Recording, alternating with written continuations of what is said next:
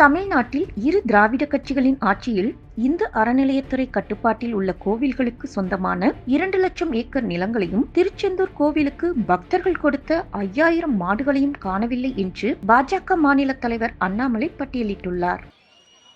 ஐயா, இன்னைக்கு அறநிலைத்துறையில என்னவெல்லாம் தவறுகள் நடந்து கொண்டிருக்கிறது, ஏன் அறநிலைத்துறை தமிழகத்தில் இருக்கக்கூடாது என்பதை தொடர்ச்சியாக பாரதிய ஜனதா கட்சி பேசிக் கொண்டிருக்கிறது. நேற்று தான் நம்முடைய திருவேற்காடு கருமாரியம்மன் கோவில்ல ஒரு பகுதி நேர பூஜாரி ஒருவர் அம்மனின் மேலிருந்த 8 சவரன் நகையை திருடி கைது செய்யப்பட்டிருக்கின்றார். திராவிட முன்னேற்ற கழகத்தின் ஆட்சியில் பாத்தீங்கன்னா ஐயா, பகுதி நேர செவிலியர்கள், பகுதி நேர ஆசிரியர்கள் அப்படிங்கிற மாதிரி இன்னைக்கு பகுதி நேர அர்ச்சகர் அப்படிங்கிற கான்செப்ட் வந்துருச்சு. கருவேற்காடு நம்முடைய அம்மன் கழுத்தில் இருந்த 8 சவர் நகைய நேற்று திருடப்பட்டு யார் அம்மனுக்கு பூஜை செய்யப்பட வேண்டுமோ அவர்களாலே திருடப்பட்டு சிசிடிவி கேமரா மூலமாக அவர் பிடிபட்டிருக்கின்றார். நீங்க நினைக்கல, அண்ணன் ஏதோ ஒரு உதாரணம் எடுத்து சொல்றாரு, அது எப்படிங்க அறநிலைத்துறை எல்லா கோவிலையும் பார்க்க முடியும், அது எப்படி எல்லாரும் என்ன பண்றாங்கன்னு பார்க்க முடியும் கேட்கலாம். அப்படி ஒருவேளை யாராவது கேள்வி கேட்டாங்க ஐயா, இன்னைக்கு காலையில பழனி கோவில்ல அறநிலைத்துறை பழனி கோவிலுடைய பிரசாதத்தை விற்கக்கூடிய அந்த கடையில, அறநிலைத்துறையினுடைய கடையில ஊசி போன லட்டு,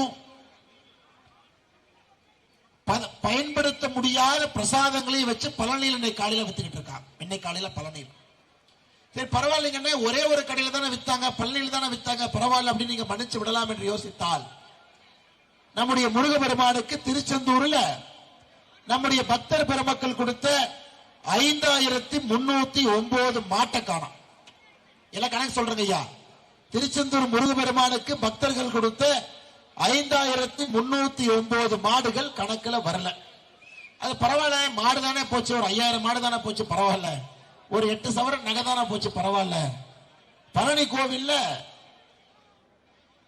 ஊசி போன பிரசாதத்தை வச்சிருந்தாங்க, பரவாயில்ல அப்படின்னு யாராச்சும் சொன்னால், 1986க்கும் 2024க்கும் இடைப்பட்ட காலத்துல அறநிலைத்துறை கோவிலுக்கு சொந்தமான 2 லட்சம் ஏக்கர் நிலத்தை இழந்திருக்கின்றார். நீங்க பாருங்க, அறநிலைத்துறையினுடைய அடிப்படை வேலையே தமிழகத்தில் ஆன்மீகம் என்பதை பாதுகாக்க வேண்டும், இதுதான் அவருடைய அடிப்படை வேலை.